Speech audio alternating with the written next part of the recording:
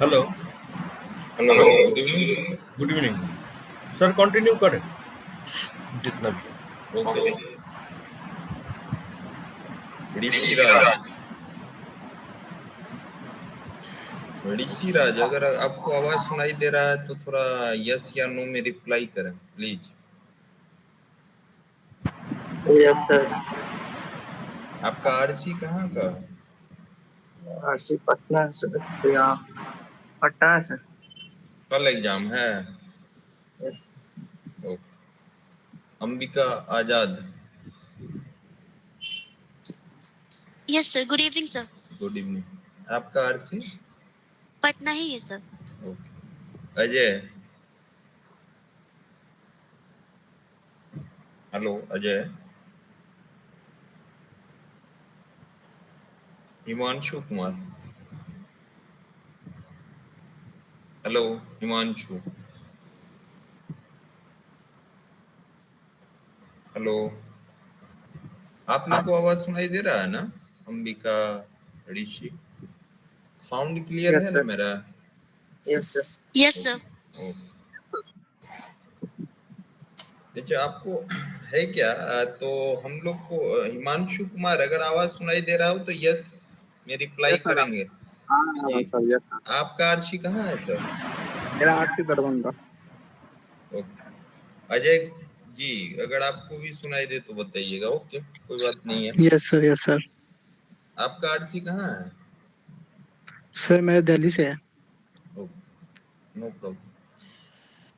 कल जैसे कि आप लोग को सब कोई बीसीए सेकेंड सेमेस्टर के होंगे हमको लग रहा है, और बिकॉज उसी के रेस्पेक्ट में अभी हम लोग क्लास करेंगे, आपको मालूम होना चाहिए, है ना।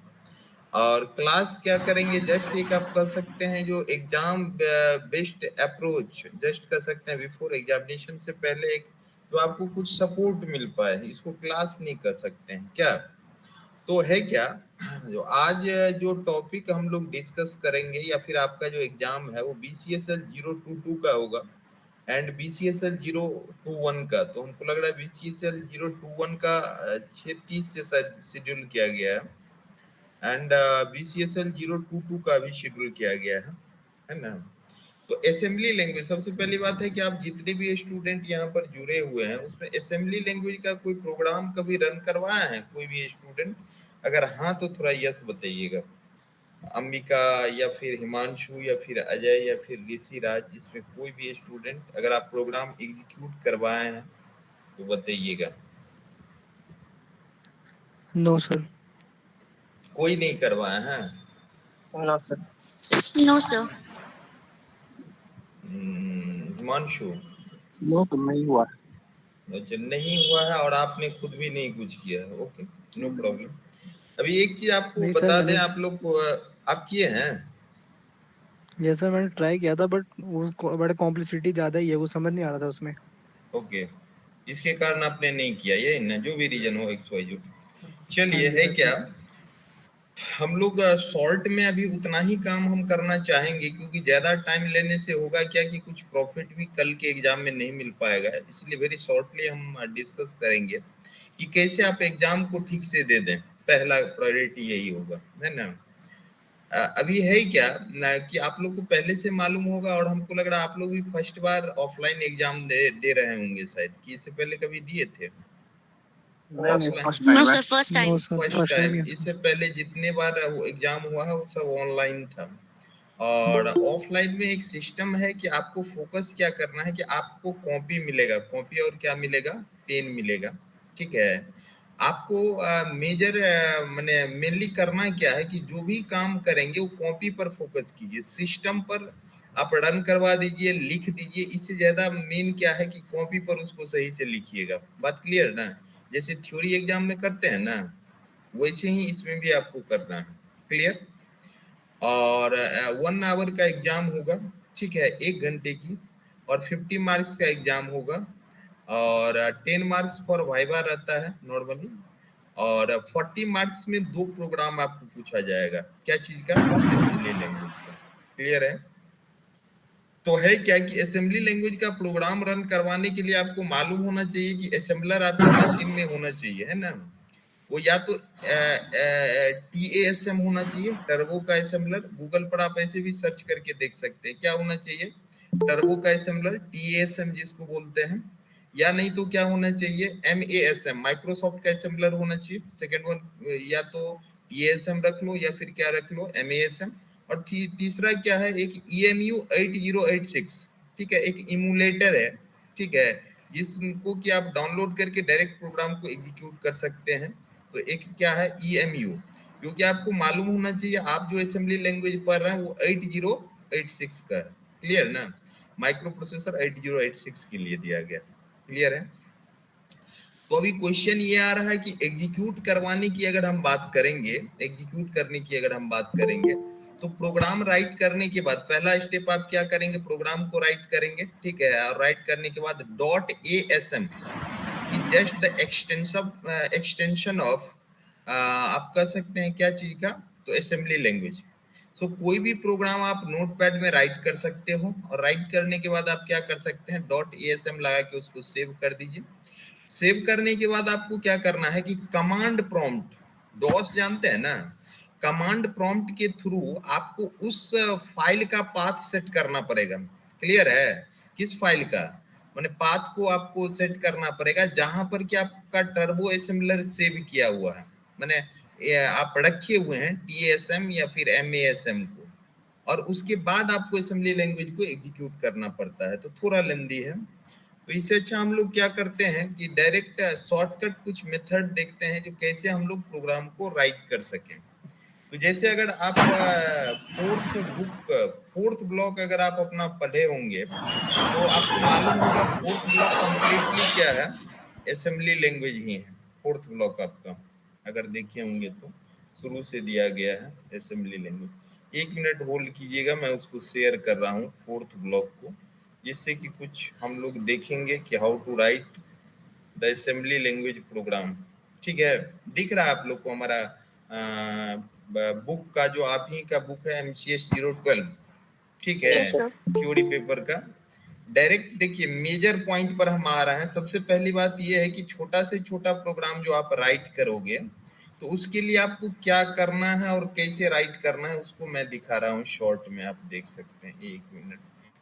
अप्रोक्सीमेटली आप सारे स्टूडेंट के पास या तो प्रिंटेड मटेरियल होगा, अदरवाइज प्रिंटेड मटेरियल अगर नहीं भी होगा तो हमको लग रहा है आपके पास ये होगा ही PDF, और नहीं होगा तो आप इग्नू के साइट से डाउनलोड कर लेंगे या फिर गूगल में जाकर के। क्लियर?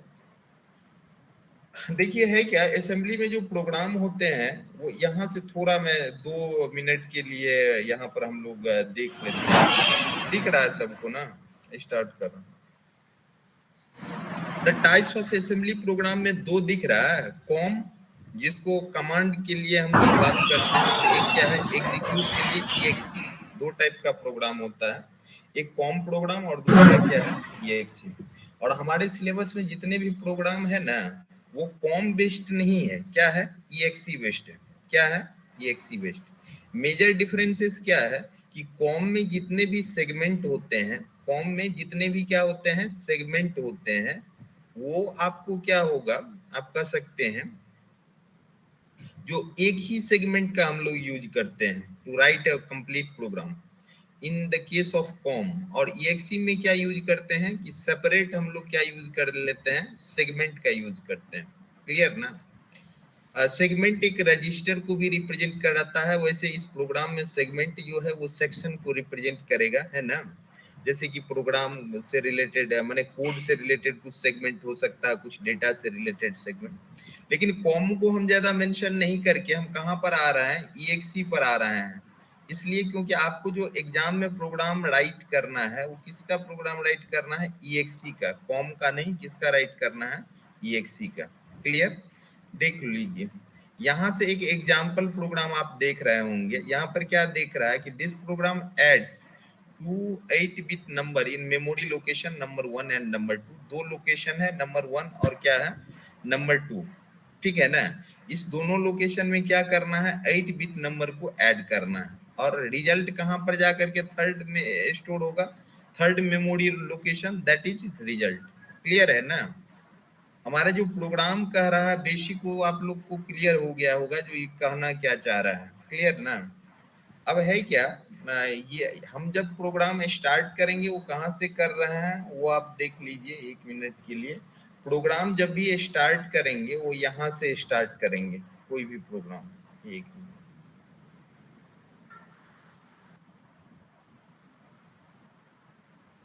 पेज नंबर 52 में हम हैं। यहाँ पर आप देख सकते हैं मेजर पार्ट जो स्टार्ट हो रहा है, ठीक है, वो देख लीजिए। ये जो आपका सेक्शन दिख रहा है ये आपका मेजर पार्ट है। क्लियर है? क्या दिख रहा है, डेटा सेगमेंट दिख रहा है ना, डेटा सेगमेंट। और डेटा सेगमेंट में दो num1 मीन्स ये एक वेरिएबल को रिप्रेजेंट किया है, यहाँ पर नंबर लिख सकते हैं, NO दे के छोड़ सकते हैं। ये जो DB लिखा हुआ है, DB रिप्रेजेंट करता है डेटा को, किस में, बाइट्स में। क्लियर है? DB रिप्रेजेंट क्या चीज को करता है, डेटा इन बाइट्स। और 15H ये जस्ट एक वैल्यू है, क्या है, एक जस्ट वैल्यू है। और सेकेंड नंबर को हम डिक्लेयर इस वे में कर रहे हैं कि ये भी बाइट में होगा, नंबर 2 होगा इसका नेम और इसका वैल्यू क्या होगा, 20H। काम क्या करना है, दो, एक रिजल्ट, दो नंबर को जोड़ करके हमको रिजल्ट चाहिए। H रिप्रेजेंट कर रहा है क्या चीज को, हेक्साडेसिमल को, याद रखिएगा, H रिप्रेजेंट्स द हेक्साडेसिमल। और रिजल्ट ही रहेगा बाइट में ही, लेकिन उसको वो हमको फाइंड आउट करना है। Second carry DB। आपको ऐसे भी मालूम होना चाहिए कि अगर आप क्या करते हो तो बाइनरी में अगर एडिशन या सब्ट्रैक्शन या एनी माने खास करके एडिशन अगर करते हैं, नॉट सब्ट्रैक्शन, अगर एडिशन करते हैं तो दो नंबर जैसे 1 + 1 को अगर ऐड कीजिएगा तो ये 2 हो जाता है। और 2 का वैल्यू हम लोग बाइनरी में क्या लिखते हैं, 0, और 1 को क्या कर देते हैं, कैरी कर देते हैं, है ना। तो ये दो वैल्यू आपको दिया गया है, एक रिजल्ट है और एक क्या है, कैरी। तो ये सारे हमको फाइंड आउट करना है, सारा मैंने दो, रिजल्ट और कैरी, जो कहाँ पर डिक्लेयर करना है, डेटा सेगमेंट में। क्लियर है? किसी समझ में आ रहा है ना आप लोग को, सुनाई दे रहा है clear? Yes, sir. Yes, sir. अच्छा, एक चीज आप देखिएगा, ये सेमी कॉलन वाला पार्ट देख रहा है ना, ये प्रोग्राम में लिखना तब तक जरूरी नहीं है। अगर ये आप नहीं लिखना चाह रहे हैं तो नहीं लिख सकते। सेमी कॉलन जस्ट क्या चीज को रिप्रेजेंट कर रहा है, कमेंट पार्ट को। क्या चीज को रिप्रेजेंट कर रहा है, कमेंट पार्ट को। आपको पहले से मालूम होगा कमेंट पार्ट जो है वो नेसेसरी नहीं होता है। क्लियर है? अब देखिए ये सेगमेंट, जो डेटा सेगमेंट आपको दिख रहा था, इसका कहानी खत्म हो गया। मैंने डेटा को डिफाइन कर दिए हैं, इसीलिए डेटा इंड्स यहाँ कर देंगे डायरेक्ट। मैंने एक सेगमेंट को इंड करने के लिए हम इंड्स डायरेक्टिव का यूज करते हैं, ENDS, just a directive to, आप कह सकते हैं, क्लोज अ पर्टिकुलर सेगमेंट, किसी पर्टिकुलर सेगमेंट को क्लोज करने के लिए। क्लियर? और डेटा सेगमेंट, डेटा इंड्स इसलिए लिखे हैं क्योंकि यहाँ पर डेटा सेगमेंट स्टार्ट हो रहा है।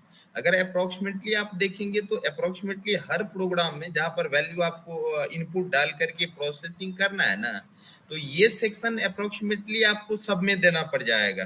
एक होता है ना, जो सी का ही प्रोग्राम आप अगर लिखते हैं तो आप कहते हैं ना कि ये कॉमन फॉर्मेट है, जैसे कि मान लीजिए कि हेडर आप डालते ही हैं, नहीं समझे, मेन फंक्शन आप डालते ही हैं, तो वो उसका एक क्या हो जाता है, कॉमन स्ट्रक्चर हो जाता है।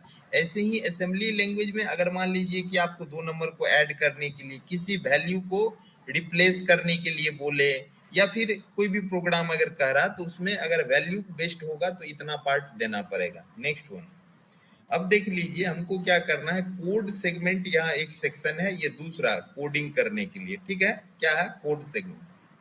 अब है क्या कि कोड सेगमेंट के नीचे जस्ट एक क्या दिया गया है, एज्यूम। जैसे मैंने बोला ना कि इंड्स एक डायरेक्टिव है, इंड्स क्या है, यहाँ पर एक डायरेक्टिव है टू इंड द सेगमेंट। ऐसे ही यहाँ पर जो आपको एज्यूम भी एक क्या है, डायरेक्टिव है।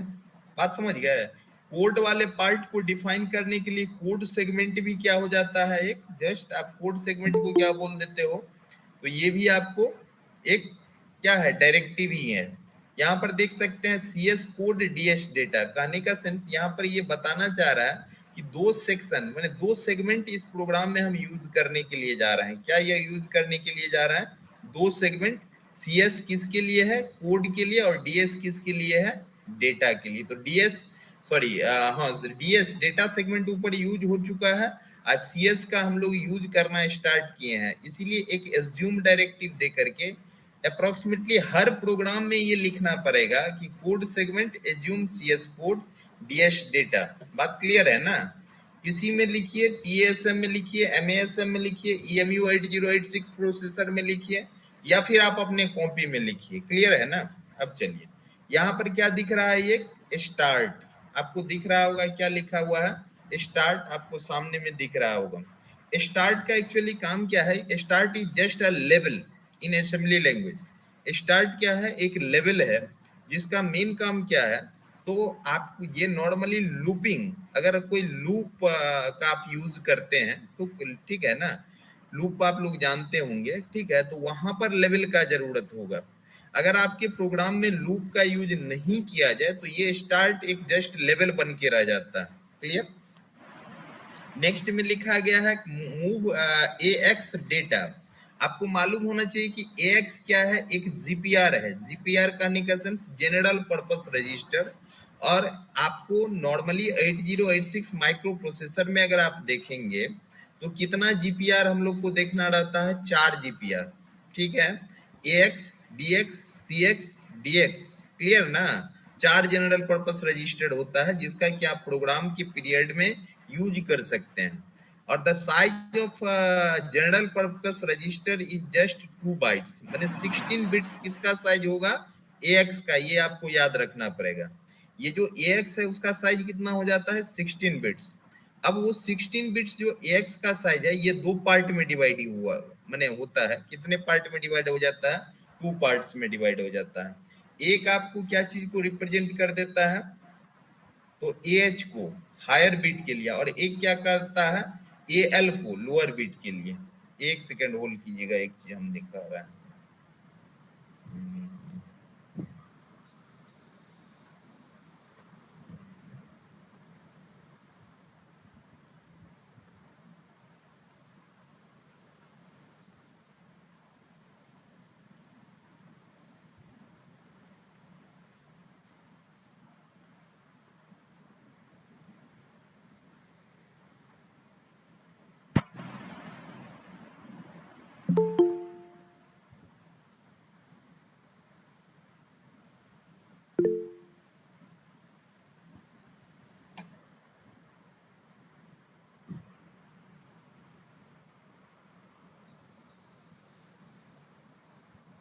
व्हाइट बोर्ड दिख रहा है आप लोग को?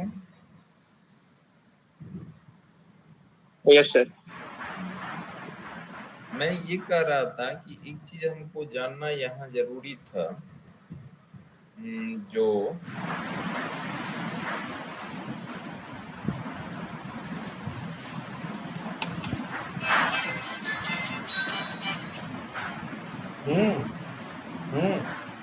हाँ बोलो ना।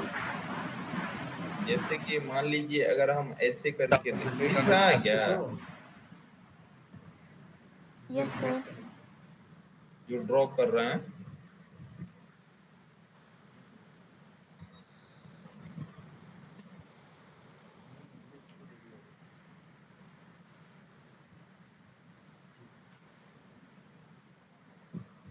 4 सेक्शन है ना? ये क्या कहलाएगा अभी देख लीजिए, ये 2 पार्ट में होगा, ऑलवेज याद रखना। इसको क्या बोलिएगा?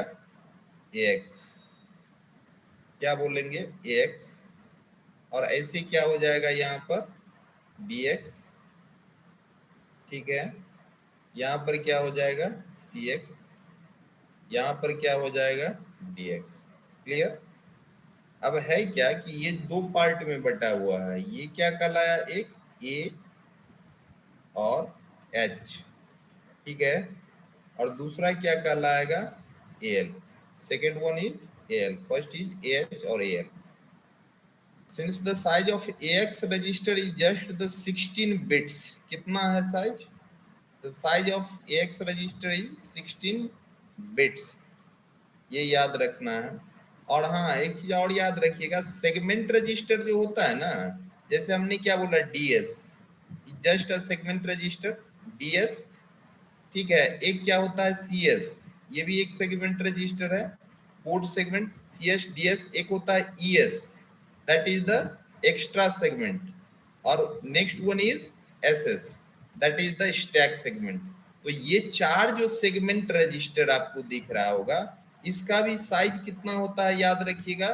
that just the 16 bits। कितना हो जाता है साइज इसका भी? 16 बिट्स। क्लियर? अब ये AH AL जो 2 पार्ट में डिवाइड किया हुआ, तो इसका साइज 8 बिट्स और इसका साइज भी क्या होगा? 8 बिट्स। क्लियर? ये बताना इसलिए जरूरी था कि अप्रोक्सीमेटली हमको क्या करना है कि हर प्रोग्राम में इस रजिस्टर का हमको यूज करना पड़ता है, जनरल पर्पस रजिस्टर का, कोई भी जनरल वैल्यू को इनपुट करने के लिए। इसीलिए यहाँ पर मैंने आपको दिखाया अलग अलग। क्लियर है या इसमें कुछ Yes, sir. पूछना है? अब देख Yes, sir. लीजिए, प्रोग्राम को आगे कंटिन्यू करते हैं। जो रिमेनिंग हम लोग का ये है, इसको स्टॉप करते हैं। 1 मिनट, फिर से हम बुक को शेयर करेंगे। अगेन बुक आपको दिखने लगा? तो मैंने क्या बोला कि ये जो मूव AX डेटा है, ये और मूव DS में AX, क्लियर है ना? तो देख लो, इसमें अलवेज क्या याद रखना है मालूम है ना? कि ये जो डेटा और AX लिखा हुआ है ना, तो ये आपको याद रखना है कि ये डेटा इसमें जाएगा, ये डेटा किस में जाएगा? इधर जाएगा। ये चीज आपको याद रखना पड़ेगा, समझ रहा है ना? मैं अगर लिख रहा हूं कि मूव DS और AX, तो कहने का sense the value of AX, ये क्या हो गया? सोर्स, और इधर वाला क्या हो गया? डेस्टिनेशन। ये आपको याद रखना है हमेशा कि द वैल्यू ऑफ AX जो है वो सेंड होगा किस में? DS लोकेशन में। तो ये 2 लाइन भी आपका कॉमन है, याद रखिएगा। क्लियर है ना? क्या एक क्या चीज के लिए है? डेटा सेगमेंट को इनिशियलाइज करने के लिए, और एक क्या चीज के लिए दिया गया है? तो रजिस्टर यूजिंग AX, ठीक है। ये जो इनिशियलाइज हुआ उसमें रजिस्टर AX का यूज किया गया, ठीक है। और देख लीजिए, आपका मेजर लॉजिक अगर देखेंगे ना, तो यहाँ तक है, यहाँ से यहाँ तक, वो हम समझा दे रहे हैं। ये पार्ट भी हर प्रोग्राम में होगा, आपको याद रखना पड़ेगा। ये 3, ये पूरे नहीं, ये इतना पार्ट सारा में देना है, कोई भी प्रोग्राम।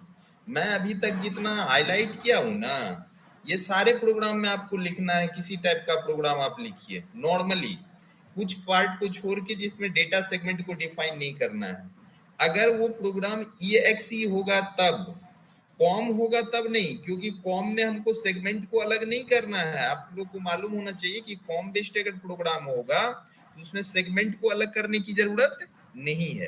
तो कल जो हमारा इंस्टेंट एग्जामिनेशन है, इंस्टेंट क्या कर सकते हैं, वैसे ये क्लास आप लोग को पहले ही मिल जाता, लेकिन ड्यू टू आप कह सकते हैं जो थोड़ा इंटरनेट बेस्ड इशू था, इसी लेकर के इतना पहले मिला। नहीं तो अगर पहले मिलता तो 1 आवर का क्लास भी हो जाता, और थोड़ा सा आप लोग को प्रिपरेशन करने का भी टाइम मिल जाता, है ना?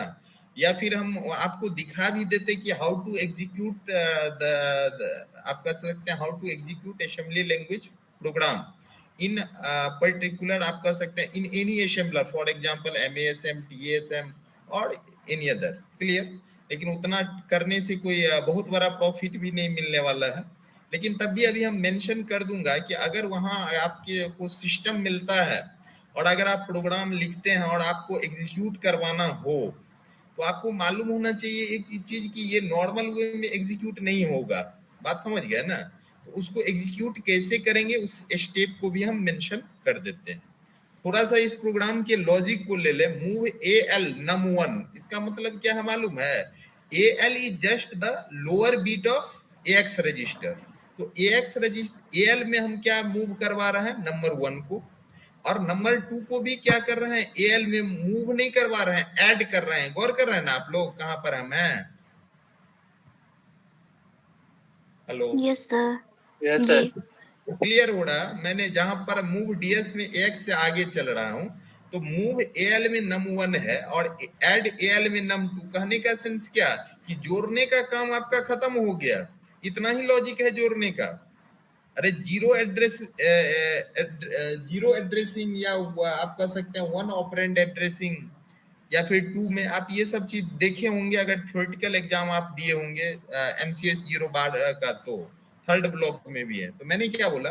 नंबर 1 AL में गया, क्लियर है ना, और नंबर 2 को ऐड कर दिया गया, मैंने सम का काम हो गया। तो जब ये सम का काम हुआ तो ये एक्चुअली कहां पर रहेगा? मेरा कर्सर दिख रहा है ना आप लोग को कि नहीं? क्वेश्चन नहीं दिख रहा सर। अच्छा, अब दिख रहा है मेरा कर्सर? Yes sir. जी सर. हाँ, हम ये कहना चाह रहे थे कि नंबर 1 जो है वो AL में गया। नंबर 1 किस में गया? AL में गया और मूव किया गया, ठीक है। तो नंबर 1 AL में गया और नंबर 2 को उसमें ऐड, तो दोनों का सम हो गया। अब रिजल्ट कहां पर है? इसमें है, AL में। तो AL को कहां रख लिए? रिजल्ट में। AL को कहां पर रख लिए? रिजल्ट में। अब तो है क्या कि RCL का फुल फॉर्म होता है, RCL is just the instruction. Fourth block के शुरू में ही आप देखेंगे एक 200 इंस्ट्रक्शन दिया गया है, और असेंबली लैंग्वेज प्रोग्राम में प्रोग्राम राइट करने के लिए आपको इंस्ट्रक्शन का आइडिया होना चाहिए, कौन इंस्ट्रक्शन क्या काम करता है। RCL is just the rotate, ठीक है, कैरी लेफ्ट, है ना। तो ये जो 0 1 है ना, इसको लेफ्ट में डालेगा, जो वैल्यू रहेगा इसको 0 1 को, और उसके साथ एंड ऑपरेशन करेगा इसका। तो जब ये दोनों का एंड ऑपरेशन करेगा ना तो आपको AL में क्या आ जाएगा? कैरी आ जाएगा। अगर कैरी रहेगा तो AL में क्या आ जाएगा? कैरी आ जाएगा, अगर कैरी रहेगा तो। क्योंकि देखिए मैंने क्या बोला, 1 + 1 तो 0 होता है, तो कैरी 1 हुआ। लेकिन अगर कहीं पर 0 + 1 रहा है तो कैरी हो सकता है, नहीं ना होगा? तो उस केस में जो ये अगर आप ऑपरेशन करेंगे भी तो आपका रिजल्ट AL में क्या आएगा? 0 आएगा। क्या आ जाएगा? 0 आ जाएगा। अदरवाइज जो कैरी में है वो। तो इतने सारे सिर्फ लॉजिक हैं, क्लियर? अब है क्या कि कल के लिए अभी आपके पास जो ऑप्शन बचा हुआ, एक क्वेश्चन भी मैं दिखा रहा हूं जस्ट इसको। अच्छा, ये चीज आपको समझ में अप्रोक्सीमेटली आया आप लोग को, या फिर कोई डाउट है? आ गया सर. क्योंकि देखिए मैं क्या बोल रहा था कि जितना टाइम हम लोग के पास है वहां में एक ही ऑप्शन है कि अगर आपको बहुत कुछ नहीं आ रहा है, अगर आ रहा है तब तो ठीक बात है, अच्छी बात है। नहीं आ रहा है तो अभी हम इमीडिएट में क्या कर सकते हैं? तो मैंने सबसे पहली बात ये बताया कि एक फॉर्मेट, जो प्रोग्राम राइट करने का फॉर्मेट है, सम के बेस पर है तो आप एवरेज का निकाल सकते हैं, क्योंकि सी आपको आ रहा है थोड़ा कम या ज्यादा, है ना। एवरेज का निकाल सकते हैं, या फिर सब्ट्रैक्शन के लिए निकाल सकते हैं, या फिर आप मल्टीप्लिकेशन के लिए कर सकते हैं। ये सब काम आप आसानी से कर सकते हैं। तो मैंने जो हाईलाइट किया है पोर्शन, वो जस्ट आपको क्या है, जस्ट फॉर्मेट हो गया किसका? असेंबली लैंग्वेज प्रोग्राम का। कैसा प्रोग्राम का? EXE प्रोग्राम का, not com program. That is the just the syntax और format of EXE program, not the com program. Clear? तो ये आप देने के बाद आगे आप, हाँ एक चीज और है कि ये बुक में जो प्रोग्राम आपको दिया गया है, बहुत सारे बार एग्जाम में ये प्रोग्राम आते भी रहता है, अगर आप गौर करेंगे तो ये प्रोग्राम बार बार आपके एग्जाम में आते भी हैं। जैसे देखिए मैं दिखा रहा हूँ ये प्रोग्राम सब, अगर टाइम थोड़ा सा दे करके, जैसे देखो ये प्रोग्राम बहुत बार आ चुका है, program 1, show the difference of move और XCSG, इस दोनों में डिफरेंस बताना है प्रोग्राम के हेल्प से। ये प्रोग्राम भी बहुत बार एग्जाम में आया है। नेक्स्ट क्या कर रहा है? Program for interchanging the value of 2 memory locations, 2 memory location के वैल्यू को चेंज करना है, ये भी बहुत बार प्रोग्राम आया है। क्लियर है ना? तो ये सब सारे प्रोग्राम, जैसे हाँ find the average of to values stored in memory location, ये भी बहुत बार क्वेश्चन आया है। इसके बाद भी आप देख सकते हैं जो अलग अलग क्वेश्चन आते रहते हैं, जो कि आपके फोर्थ ब्लॉक में जस्ट, हाँ, this program compares a pair of characters entered through keyboard, ये भी बहुत बार क्वेश्चन आया है। तो हम यही बताएंगे जो अभी जो लास्ट टाइम में आपके पास, मैंने लास्ट टाइम जो बचा हुआ है उसमें अगर आपने एक्स्ट्रा प्रिपरेशन नहीं किया है तो एक ही वे आपके पास बचा हुआ है कि आप काइंडली क्या कर लें, फोर्थ ब्लॉक को एक बार देख लें।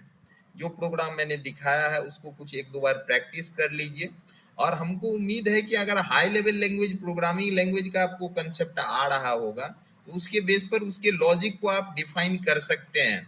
क्योंकि देखिए, ऐड करने के लिए ऐड इंस्ट्रक्शन है, सब्ट्रैक्ट करने के लिए सब इंस्ट्रक्शन है, लेकिन ऐसे भी अगर इंस्ट्रक्शन में कोई कंफ्यूजन लगे, आप जो एक दो घंटे स्टडी करेंगे तो ऊपर में इंस्ट्रक्शन का भी काफी लंबा लिस्ट है। आपको जिस इंस्ट्रक्शन में कोई कंफ्यूजन लगेगा, यहाँ से आप देख सकते हो जो किस इंस्ट्रक्शन का क्या काम है। जैसे AAM है तो ASCII एडजस्ट आफ्टर आप कर सकते हैं, मल्टीप्लिकेशन, सब्ट्रैक्शन के लिए सब करना है, बात समझ गए ना। तो यही इंस्ट्रक्शन का यूज किया जाता है किसमें, 8086 माइक्रो प्रोसेसर। क्लियर है? Yes sir. ओके, ऋषिराज या फिर अजय, हिमांशु, जो भी हैं जी, जुड़े हुए हैं, क्योंकि हमारा 36 तक का ही टाइम था। अगर कोई पर्टिकुलर आपका क्वेश्चन है तो आप कर सकते हैं रिलेटेड विथ असेंबली लैंग्वेज, जो आपको लग रहा है कि जिसके कारण आपको परेशानी हो सकती है एग्जाम में, तो हम शॉर्ट में उसको जरूर चाहेंगे एक्सप्लेन कर लेने के लिए। और अगर ऐसा नहीं है तो आपके पास यही एक परफेक्ट ऑप्शन है, मैं आपको बता दूं कि आप फोर्थ ब्लॉक को देखें, ठीक है, और उसमें EXE प्रोग्राम को 4-5 देख लीजिए और उसका प्रैक्टिस कर लीजिए, ठीक है, और उसी को बेस मान करके आपको क्या करना होगा, बनाना होगा, क्योंकि कॉमन फॉर्मेट सेम रहेगा। क्लियर है? सब में क्या रहेगा, सेम रहेगा। बस आपको करना क्या है, तो बीच वाला जो लॉजिक है ना, उसको आप हाई लेवल लैंग्वेज को माने जैसे हाई लेवल लैंग्वेज में करते हैं वैसे ही कीजिए, बस कुछ इंस्ट्रक्शन का यूज कर लीजिए। क्लियर है? Yes sir. ठीक यस है, sir.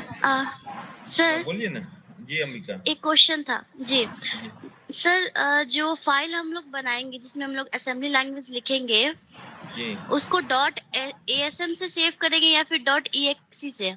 .asm okay sir, .asm। Thank you. और रन करवाते समय एक चीज याद रख लीजिए, मैं बता देता हूँ शॉर्ट में, जब भी रन करवाइएगा ना कोई प्रोग्राम को, तब पहला काम आपको लिखना पड़ेगा अगर टर्बो का असेंबलर है ना, तो TASM space file name .asm।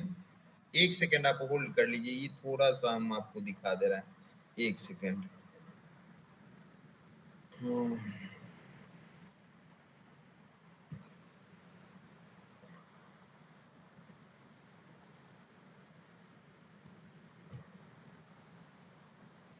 दिख रहा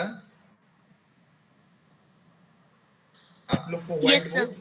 देखिए, जी ये सर। 3 स्टेप आपको फॉलो करना है to execute a program in assembly language. Normally आप कर सकते हैं। एक सबसे पहला क्या लिखेंगे, TA, आपका जो प्रॉम्प्ट होगा ना TASM, अगर प्रोग्राम का नाम prog1 है तो prog1.asm पहला काम। बात क्लियर? एक बार ये लिखेंगे, ये जब लिख लीजिएगा तो नेक्स्ट लाइन में फिर इंटर करने के बाद आपको क्या लिखना है, नेक्स्ट में आपको जस्ट लिखना है, वो याद रखिएगा, टी लिंक, ठीक है, टर्बो को लिंक करवाना रहता है, prog1.obj, किस फाइल से लिंक करवाना है, ऑब्जेक्ट फाइल से लिए। अभी तक रन नहीं किया है, बात समझ गया ना, पहले TASM prog1.asm कर लेंगे, फिर क्या करवाएंगे, टी लिंक करवा लीजिएगा prog.obj से। बात क्लियर है? अब नेक्स्ट लाइन में आपको क्या लिखना है, जो भी आपका प्रोग्राम है ना उसको आप एग्जीक्यूट करवाइए, कोई दिक्कत नहीं है। डायरेक्ट आप क्या दे सकते हैं, तो जो है नेक्स्ट में क्या दीजिएगा, जैसे prog1 है ना, तो ओनली लिखिए prog1, क्या लिखिए, prog1 इंटर। ये 3 ही स्टेप है, to execute the assembly language program. TASM के लिए मैंने लिखा है, अगर आपका MASM रहेगा ना, तो वहां पर instead of TASM right the MASM. हाँ ठीक है, टी लिंक की जगह पर एम लिंक हो जाएगा. क्लियर है? ठीक है ऋषि, जी सर. अंबिका, हिमांशु, अजय जो भी कनेक्टेड है, हमको लग रहा है जो थोड़ा यस सर. बहुत आपको आइडिया आया होगा और कुछ प्रॉफिट भी मिला होगा सेशन से. ठीक है. Yes, और कोई ठीक है. Thank you. ठीक है sir. Thank you sir. Class. Thank you, sir. Thanks a lot. Okay, thank you sir.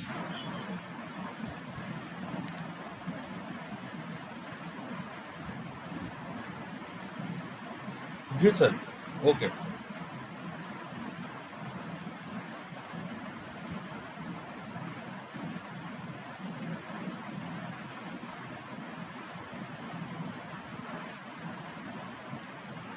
Hello.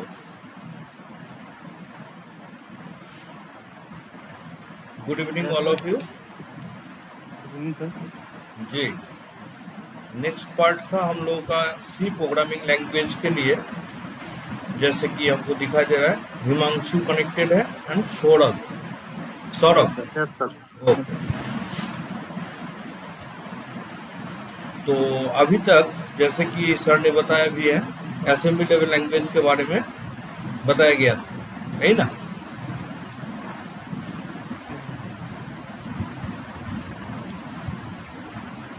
अच्छा, आप लोग क्वेश्चन का पैटर्न चेक किए हैं? मेरे हिसाब से चेक किए होंगे. हेलो. Yes, sir. ये स्क्रीन आपको दिखाई दे रहा है? Yes, sir. दिखाई दे रहा है ना? Yes, sir. जी. इसमें कुछ लिस्ट ऑफ प्रोग्राम आपको दिखाई दे रहा होगा. हम इनिशियल लेवल में चेक करते हैं. जैसे कि 1 घंटा का आपका एग्जाम रहेगा BCSL 021 सी लैंग्वेज प्रोग्रामिंग के लिए. There are 2 question in this paper. Answer them all. They carry 40 marks. The rest 10 marks are for Viva voice. तो 2 प्रोग्राम दिया गया है. Each program carries 20 marks. Clear है? तो एक प्रोग्राम इसमें आपको दिखाई दे रहा होगा, write an interactive C program to check whether the given program number is a palindrome और नॉट. तो कोई एक नंबर पैलिंड्रम होगा या नहीं होगा. और दूसरा जो प्रोग्राम है वो है write an interactive program to calculate gross salary and net salary and generate the pay slip for 5 employees if basic TA allowance and deduction are given. Assumption can be made wherever necessary. Clear है? Yes, sir. जी. अब इस base पर हम practically आप लोगों को कुछ tips दिखाना चाहते हैं, जो कि लाइव आप देख सकते हैं. मेरे हिसाब से सब जो है अपने अपने सिस्टम में हो या डेस्कटॉप में सी प्रोग्राम एग्जीक्यूट कर चुके होंगे. आपको मालूम होगा कैसे एग्जीक्यूट होता है C program. Yes, sir. Online. Sir, जी जी जी. इसमें हम भी ऑनलाइन ही आपको दिखाएंगे. हम लोग को एक्चुअली प्रॉब्लम सॉल्विंग का जो टेक्निक है वो समझना जरूरी है. ठीक है. हम इसमें programmist.com से एक कंपाइलर जो ऑनलाइन कंपाइलर है उसी में हम दिखाना चाहेंगे. तो सबसे पहले जब भी आप प्रोग्राम स्टार्ट करते हैं तो प्रॉब्लम इम्पॉर्टेंट है. तो आपका प्रॉब्लम क्या था फर्स्ट पार्ट में? Weather the number is palindrome और नॉट. तो पैलिंड्रोम नंबर क्या होता है ये जानना जरूरी है. जैसे कि कोई नंबर है, suppose number value is 1 2 3 2 1. After reversing reverse number क्या रहेगा? 1 2 3 2 1. So both the number are same after reversing the number. ये क्लियर है? तो अगर इनपुट डालते हैं 1 2 3 2 1, रिवर्स करने के बाद आपका नंबर आएगा 1 2 3 3 1. तो रिवर्स करने के बाद सेम नंबर आता है, it means the number is palindrome number. तो नंबर को हम लोग रिवर्स कैसे करते हैं, लॉजिक को पहले बनाना जरूरी है। तो लॉजिक क्या है, जैसे n मॉड्यूलर डिवीजन 10 करते हैं तो वैल्यू कितना आएगा,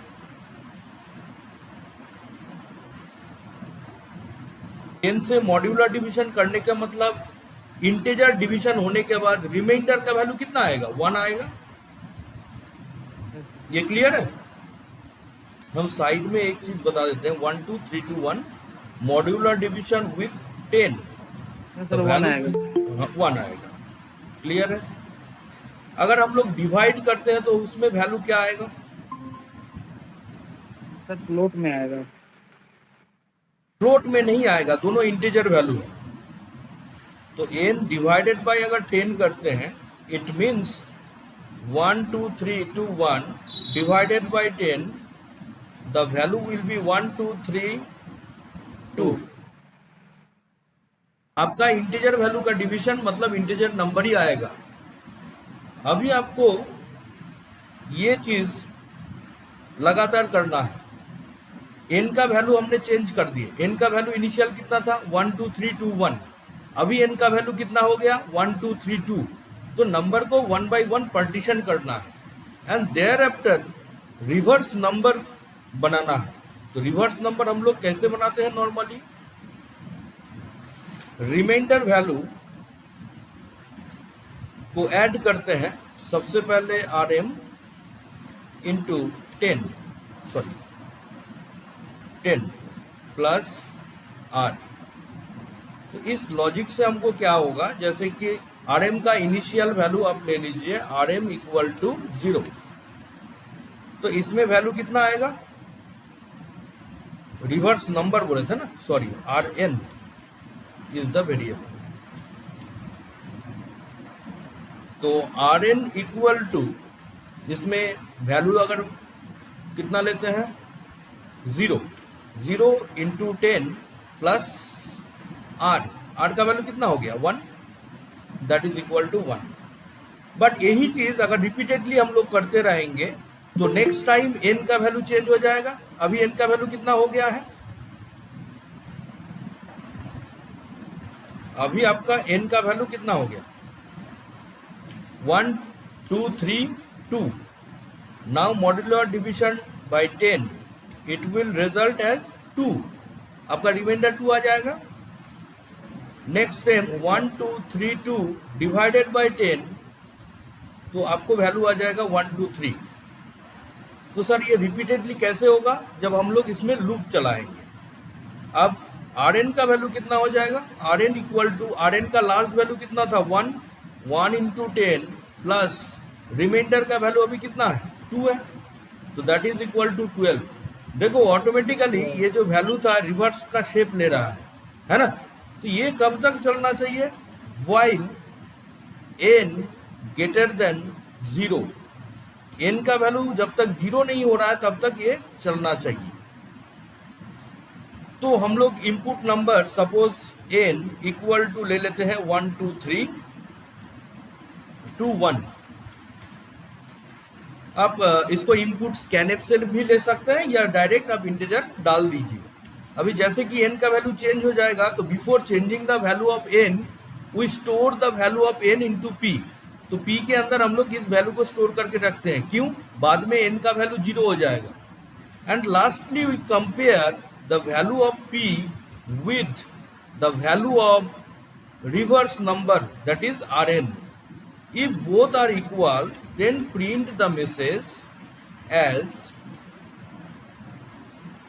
%d is palindrome number. Clear है? So that is the logic of this program. आपको मेन इसमें ध्यान देना है। अभी नॉर्मली क्या होता है, ज़्यादा से ज़्यादा जितना भी स्टूडेंट प्रोग्राम करता है तो ऊपर से लिखना स्टार्ट कर देता है, इंटीजर मेन, ऊपर में हैश इंक्लूड stdio.h, तो उन लोग लॉजिक क्रिएट नहीं कर पाता। तो ये जो प्रोग्राम हम बनाए हैं, कितना वेरिएबल यूज किए हैं, सबको हम डिक्लेयर कर देते हैं। से the number n, rn similarly P, और कुछ है ना, इतना ही वेरिएबल लिया गया था। तो अभी इसको हम बंद कर देते हैं। लास्ट में return 0, that is main function does not return any value. So here we write integer main, and for printf statement we use the header hash include stdio.h. Clear दिखाई दे रहा है?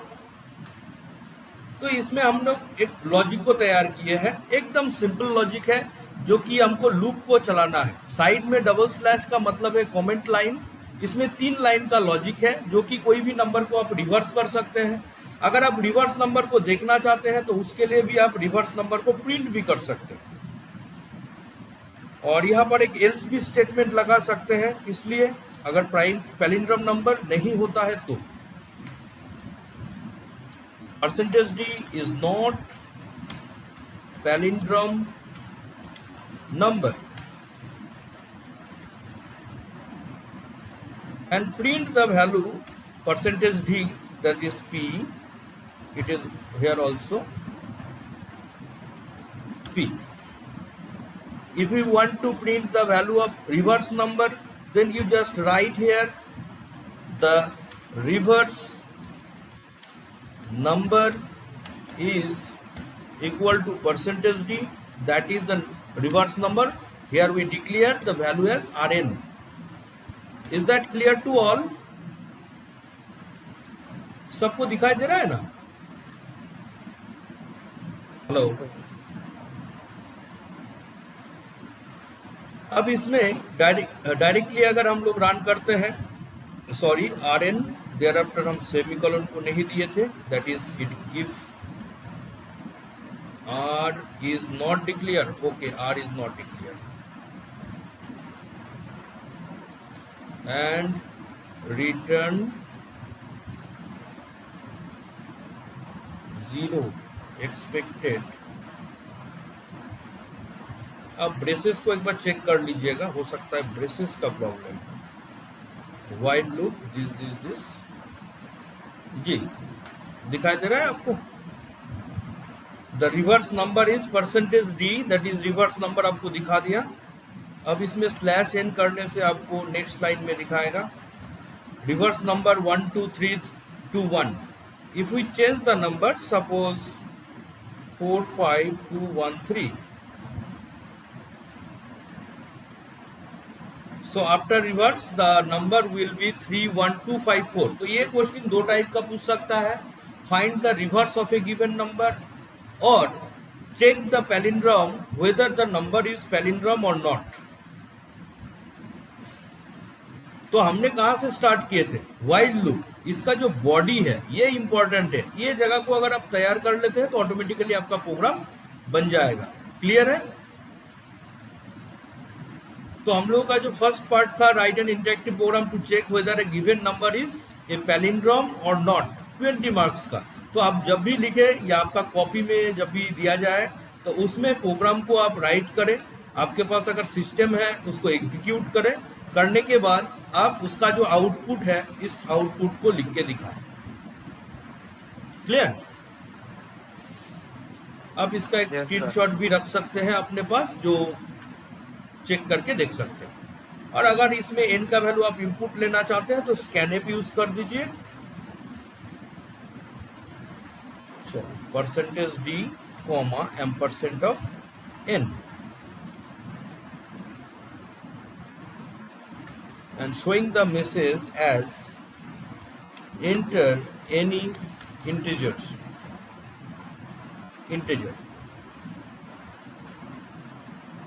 So modify the program this way.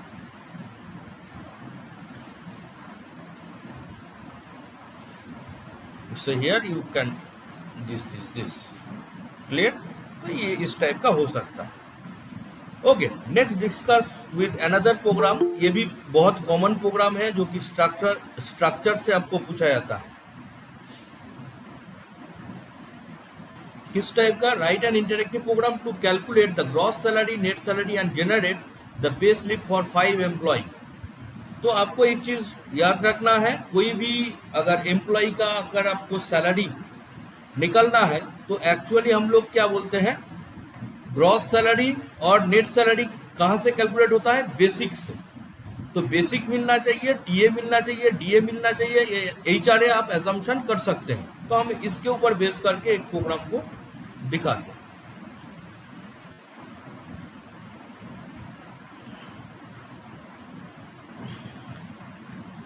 ये clear हो गया था ना? Okay, go for another compiler. ये भी ऑनलाइन कंपाइलर है।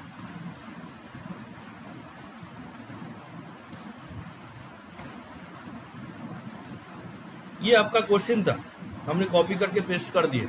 दिखाई दे रहा है? हेलो यस जी। तो जैसे कि आपको स्ट्रक्चर का यूज करना है, तो स्ट्रक्चर कैसे बनाते हैं? स्ट्रक्चर से name of the structure as employ, and within that you just take float type variable like basic salary, so name of the variable as basic, float type variable say ta,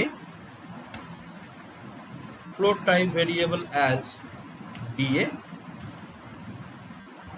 and also I will take HRA, that is house rent allowance।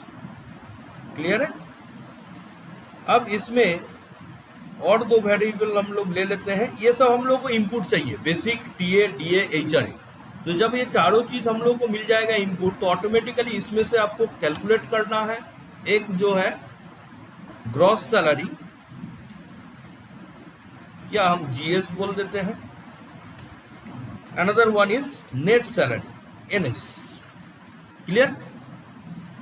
अब इसमें जैसे कि pay slip जब भी होगा तो employ का नाम कम से कम होना चाहिए। तो character name of the employ, so just name as a string value, consider of 30 characters. तो ये इस टाइप का स्ट्रक्चर बना दीजिए। उसके बाद बनाने के बाद जैसे कि एम्प्लॉय करके लिए हैं, तो ई ऑफ कितना एम्प्लॉय के लिए करना है, 5 एम्प्लॉयज के लिए, तो 5 यहाँ पर डाल दीजिए। दिखाई दे रहा है आपको? तो हमने पहले एक स्ट्रक्चर बना लिया है, बट कीवर्ड आपको यूज करना है स्ट्रक्ट।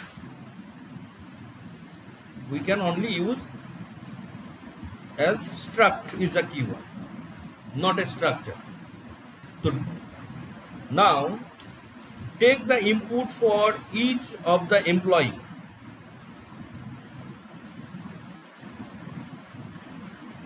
यूज फॉर लूप,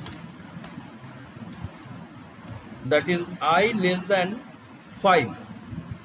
तो इसका मतलब क्या है, I प्लस प्लस। ये जो लूप हमने लिखे हैं इसका मतलब है I का वैल्यू 0 से स्टार्ट होगा, increment by 1 2, last value is 4।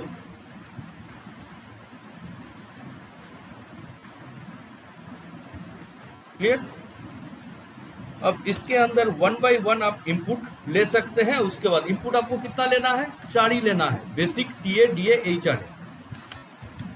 printf enter the basic salary,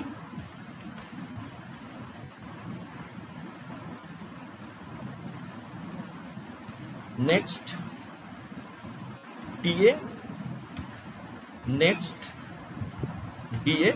here new line slash n मतलब नेक्स्ट लाइन में आ जाएगा, DA and HRA।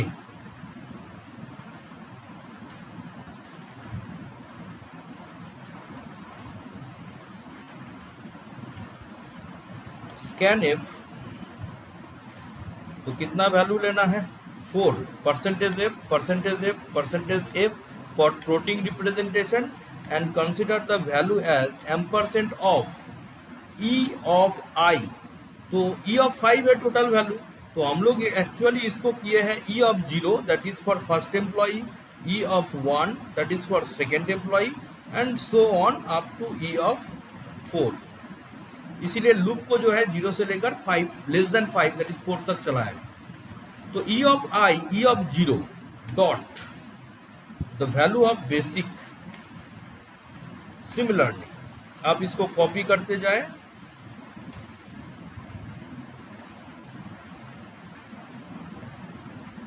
And there after basic के बाद next dot TA, next DA, and last one is HRA. Clear? जब आपको मिल जाता है टोटल सैलरी, अब ग्रॉस सैलरी निकालिए।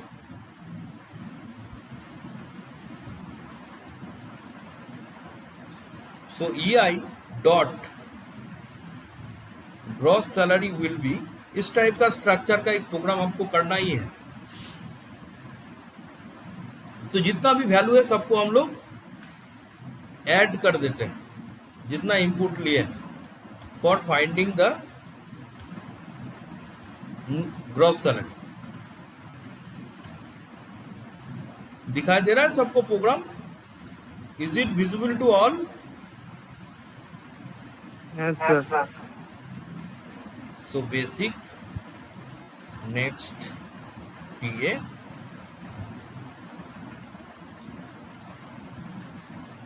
DA, and lastly HRA. Now after deduction the tax value, तो gross value के ऊपर डिपेंड करता है टैक्स लगेगा या नहीं। If suppose EI dot GS gross value greater than or equal to 80,000 suppose, so EI dot net salary NS equal to EI dot gross salary minus suppose 10,000 जो है deduct हो जाता है। अगर नहीं होता है 80,000 से अगर ऊपर नहीं जाता है तो ऑटोमेटिकली हम ये लिख देते हैं, जो net salary will be remain same as gross salary. Clear है? तो एक बार चेक करके देखते हैं एक्चुअली क्या किए। तो हर एक टाइम ये कितना बार चलेगा, loop will execute for 5 times. First time i equal to 0, इसके लिए बेसिक TA DA आपको देना पड़ेगा क्योंकि 5 एम्प्लॉय के लिए है। Now design the pay slip. अब पे स्लिप आपको किस टाइप का दिखाता है?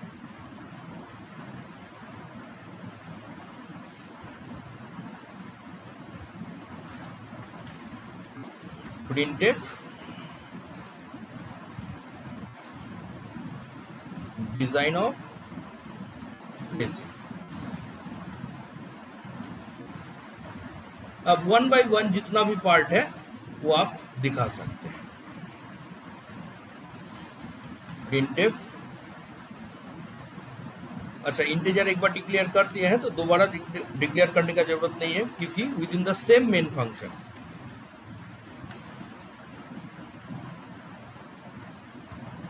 जैसे कि अच्छा एम्प्लॉय नेम हमने नहीं लिया, नहीं ना लिया, तो परसेंटेज S इसमें एक लगा दीजिए।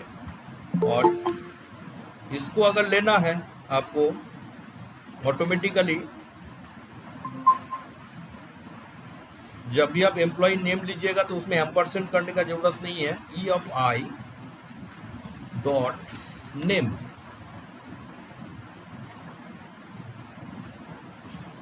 Employ name that is equal to percentage S EI dot name. Now copy this line for all the members of the structure. For example, basic salary, gross salary, I just copy and paste.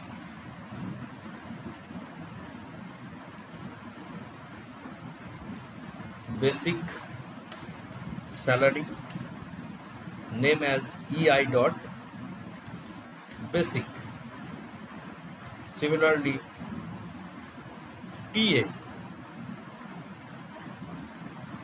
so EI dot TA. Same DA, we just changing the value as TA. and HRA.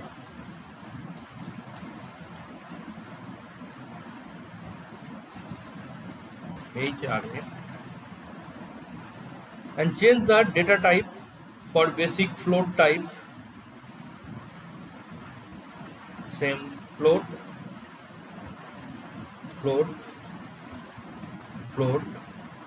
and lastly gross salary and net salary.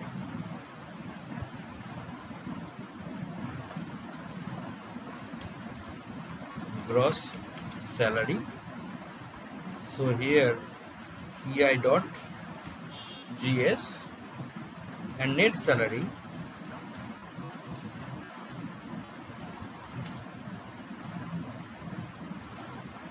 EI dot NS. Is that clear? अब हर एक employee का print करने के बाद automatically एक lining खींच दीजिए जो कि सेपरेट कर सकता है ईच एम्प्लॉय का पे स्लिप अलग अलग है। तो इसमें अब शुरू से अगर देख लेते हैं, हमने क्या किया, एक स्ट्रक्चर बना लिए एम्प्लॉइज। अभी इसका एक instant variable structure type variable E(5), तो नाउ E(5) से हम लोग डिक्लेयर करते हैं और उसके हिसाब से जो है 1 by 1 को जो है हम लोग प्रिंट करते हैं।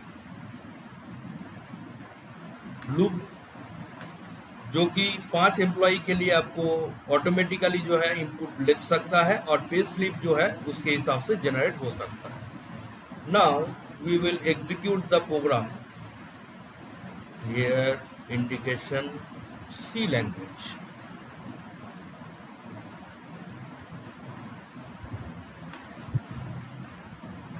As we declare as GS, G is capital, isn't? G is capital. So जो डिक्लेयर कीजिएगा वही आपको रखना है। GS. Here also GS, G is capital. G is capital. G is capital.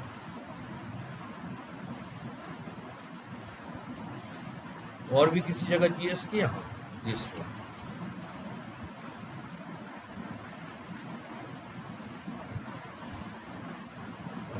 Now print statement के बाद हमने सेमीकोलन दिए।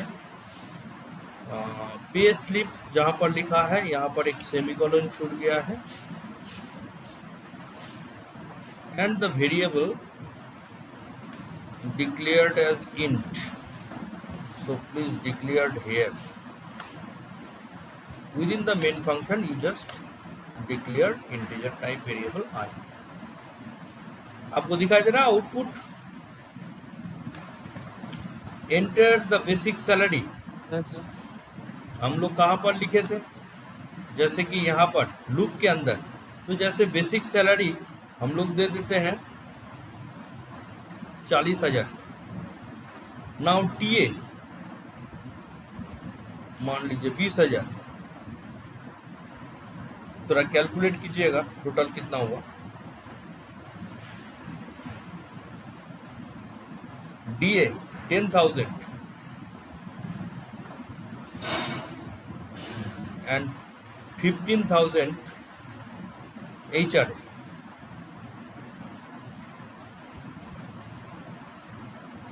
अच्छा, पहले आपको नाम लिखना था ना, enter the name of the employ.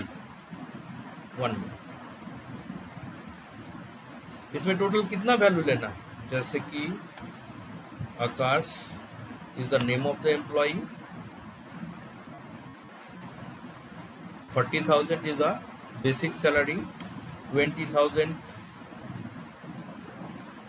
TA, 10,000 DA and 15,000 G। Similarly second employee के लिए suppose Nilesh 50,000 basic salary, 15,000 TA, 20,000 and 10,000। Next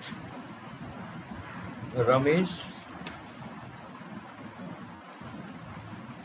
1,20,000, 30,000 इसमें इनपुट में थोड़ा ध्यान दीजिएगा। तो टोटल हमको कितना एम्प्लॉय के लिए लेना था? 5 एम्प्लॉय।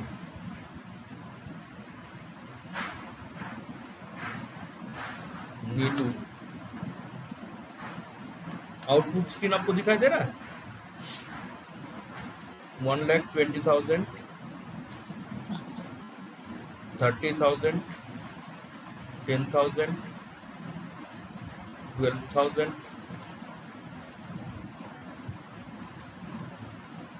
कुछ इस टाइप का लिए।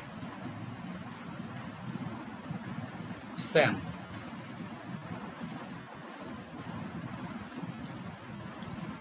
23,000, 34,000, 40,000, 4,000 या 10,000। तो जितना ले लिए हैं, अभी उसके बाद देखिए पे स्लिप आपका जनरेट हो रहा है, दिखाई दे रहा है। एम्प्लॉय नेम आकाश, बेसिक सैलरी कितना है उसके हिसाब से जो है ऑटोमेटिकली जो है नेट सैलरी, ग्रॉस सैलरी, अभी जितना भी है सबका आ गया है। तो ऑटोमेटिकली यही प्रोग्राम हमको था। एक पार्ट इनपुट लिए थे स्ट्रक्चर में। आपको क्वेश्चन क्या पूछा गया था?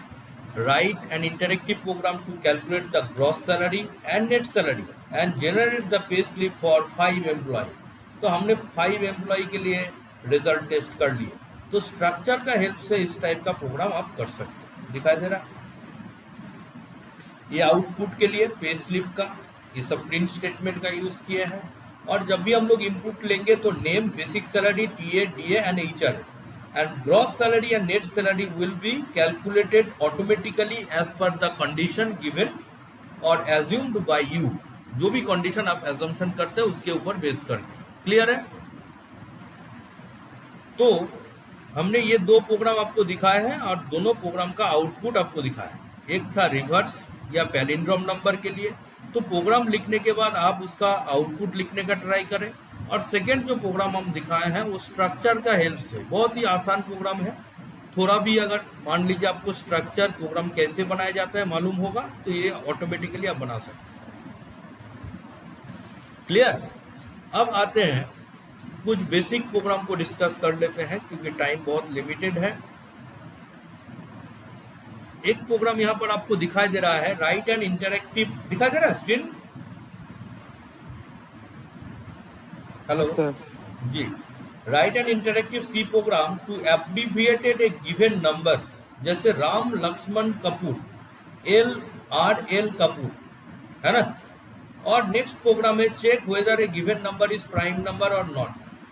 तो ये जो स्ट्रिंग से क्वेश्चन है, ये क्वेश्चन बहुत बार पूछा भी गया है एब्रिविएशन करने के लिए।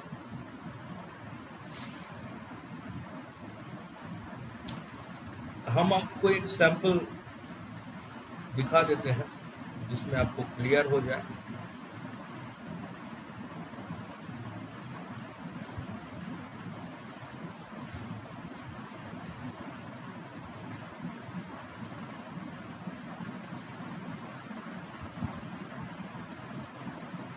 एक रिवर्स वाला दिखा है ना।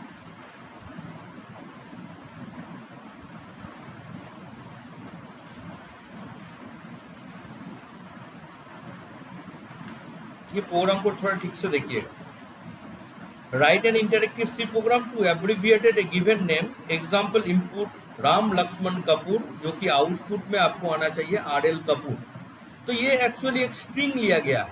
तो इस स्ट्रिंग को कैसे लेते हैं, जैसे print F enter your name, तो नेम को प्रिंट करने के लिए स्कैन एफ %s आप डायरेक्टली मत दीजिए।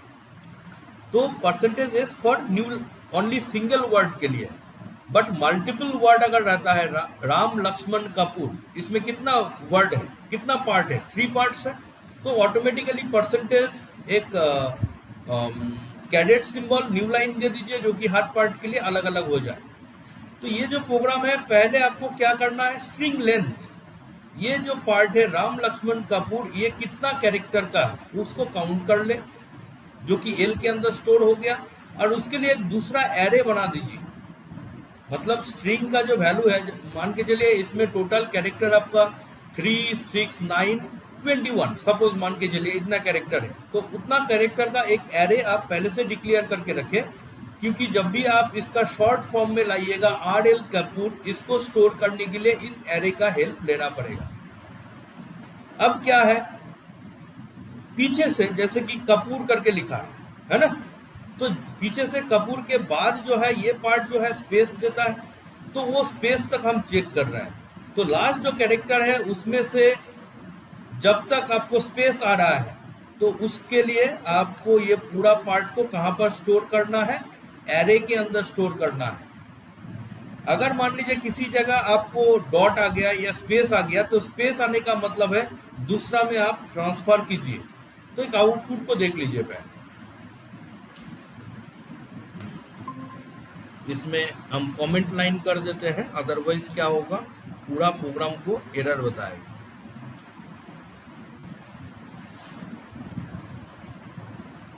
दिखाई दे रहा है, से हम दे रहे हैं कैपिटल में देते हैं राम लक्ष्मण कपूर। अब इसमें आपको आगे किया गया r.l.कपूर, तो ये डॉट का मतलब है कॉम्बाइन किए, शॉर्ट फॉर्म किए। अब अगर मान लीजिए सर इस टाइप का देते हैं राम शंकर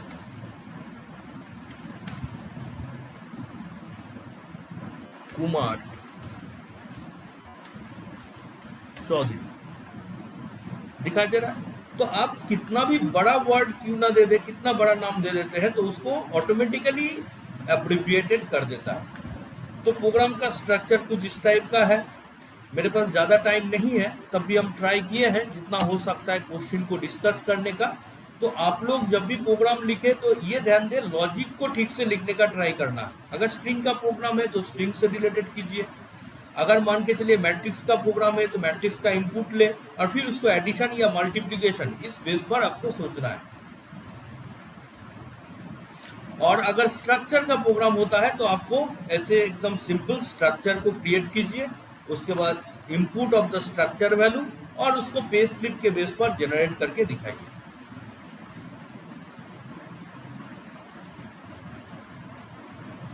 क्लियर? सौरभ, हमने ट्राई किए यस सर। जी।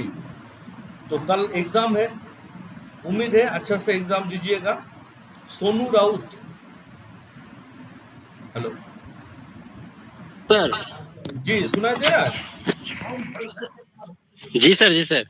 जी जी जी, बहुत ही कम टाइम था, ड्यू टू इंटरनेट प्रॉब्लम के कारण हम लोग ठीक से क्लास नहीं दे पाए।